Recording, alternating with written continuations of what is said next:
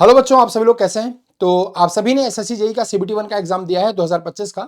और ऑब्वियसली आप सीबीटी 2 का वेट कर रहे होंगे। आप में से बहुत सारे ऐसे बच्चे हैं जो कट ऑफ क्लियर कर रहे होंगे और सीबीटी 2 की तैयारी कर रहे होंगे।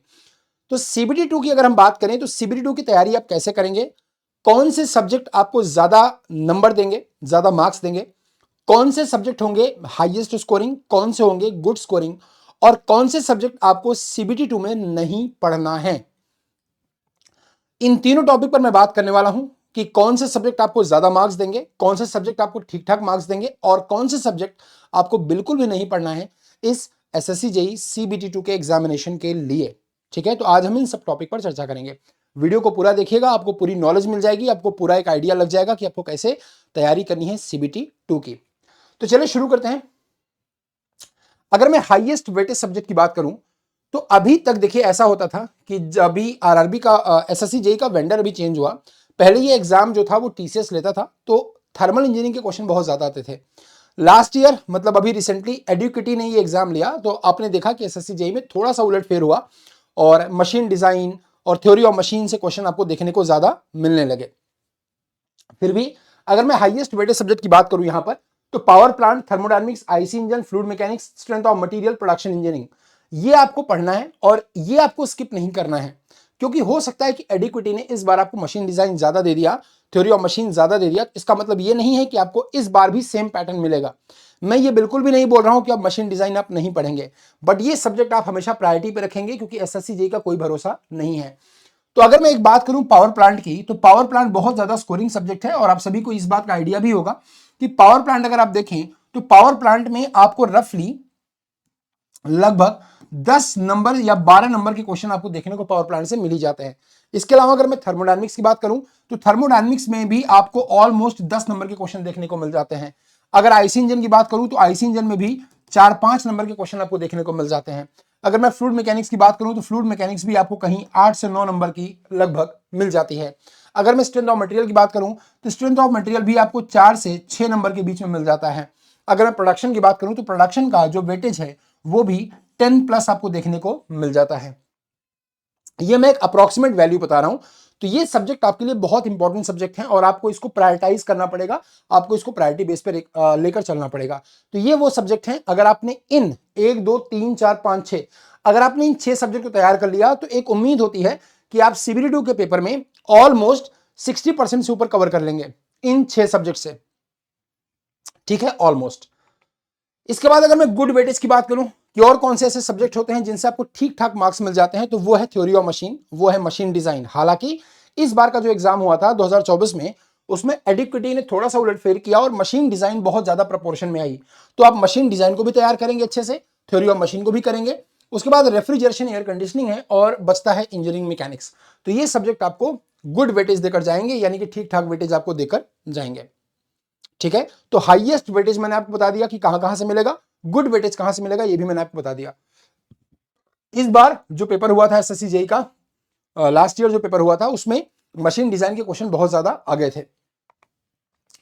अब कौन से ऐसे सब्जेक्ट हैं जो आपके सिलेबस में ही नहीं है, यानी कि आपको बिल्कुल भी परेशान नहीं होना, इन्हें पढ़ना नहीं है। तो इंडस्ट्रियल इंजीनियरिंग आपके सिलेबस में बिल्कुल भी गिवन नहीं है, तो इंडस्ट्रियल एसएससी में बिल्कुल भी नहीं आता।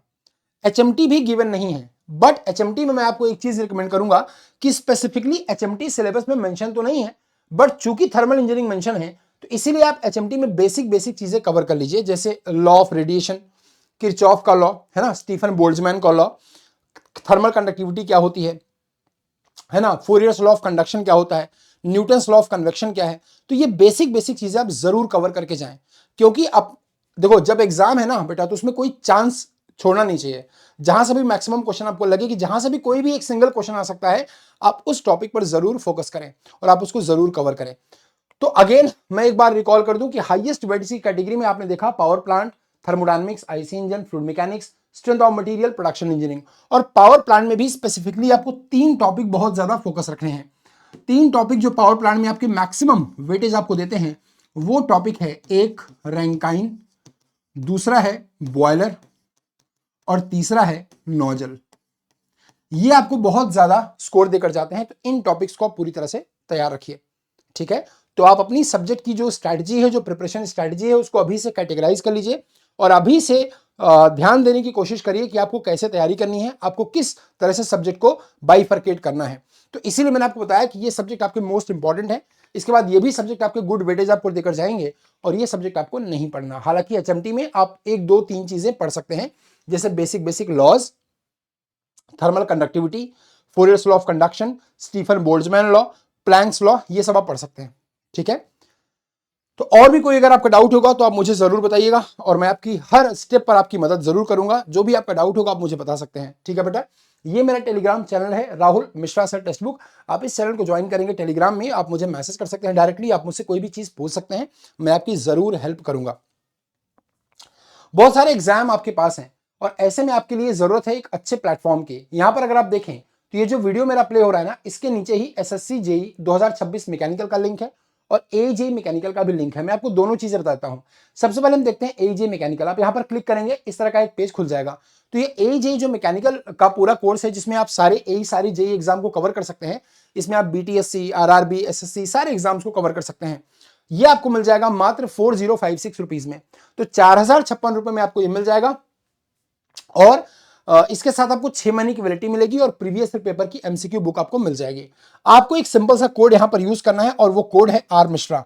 तो जैसे ही आप ये कोड यहां पर यूज करेंगे RMISHRA, आपको ये पूरा डिस्काउंट यहां पर मैक्सिमम पॉसिबल डिस्काउंट आपको मिल जाएगा और आपको ये मिल जाएगा 4056 में। ठीक है, तो ये प्राइस आपको तब मिलेगी जब आप ये कोड यूज करेंगे। साथ में 6 महीने का सब्सक्रिप्शन और PYP MCQ बुक। यानी कि पहले थ्योरी पढ़िए, अच्छे से कंसेप्ट पढ़िए, क्लास अटेंड करिए, रिवाइज करिए और फिर बुक से आप क्वेश्चन प्रैक्टिस भी कर सकते हैं। इसके अलावा अगर आप सिर्फ स्पेसिफिकली एसएससी जेईई 2026 को टारगेट कर रहे हैं तो एसएससी जेईई 2026 का भी पूरा कोर्स यहां पर आपको मिल जाएगा। इस एसएससी जेईई 2026 के कोर्स में आपको स्पेसिफिकली एसएससी जेईई का ही लाइक गाइडेंस मिलेगा, वो क्लासेस आपको मिलेंगी, उसी के बेस पर आपको क्वेश्चन सेशन मिलेगा। तो सब कुछ यहां पर आपको मिल जाएगा। प्राइस सिर्फ स्पेसिफिकली एसएससी जेईई, जिसमें टेक्निकल नॉन टेक्निकल आप दोनों कर सकते हैं, तो यहां पर ये 4899 में आपको दिख रहा है। अगेन सेम कोड आपको यूज करना है और इसकी वैलिडिटी 12 महीने की है। टेक्निकल नॉन टेक्निकल दोनों कंप्लीट पैकेज आपको यहां पर मिलने वाला है एसएससी जेईई 2026 का। साथ में अगर आप अप्लाई करेंगे कूपन तो आपको और भी ज्यादा डिस्काउंट यहां पर मिलेगा और कूपन में आपको एंटर करना है RMISHRA, अप्लाई कर देना है। इसके बाद बेटा आपको ये 4376 रुपीज में मिल जाएगा। ठीक है, live classes, recorded classes, PDFs class की, नोट्स, मॉक टेस्ट, आपको सब यहां पर मिल जाएगा। तो आई थिंक आपके लिए ये दोनों चीजें बहुत ही बेस्ट हैं। चाहे आप एजे मैकेनिकल से जुड़ सकते हैं या स्पेसिफिकली अगर आप एसएससी को ही टारगेट कर रहे हैं 2026 को, तो आप इससे जुड़ सकते हैं। बाकी वीडियो को शेयर कर दीजिएगा, चैनल को सब्सक्राइब करना मत भूलिएगा। कोई डाउट होगा तो कमेंट बॉक्स खुला हुआ है, मैसेज करिएगा, मैं आपको जरूर रिप्लाई करूंगा। Thank you and all the best.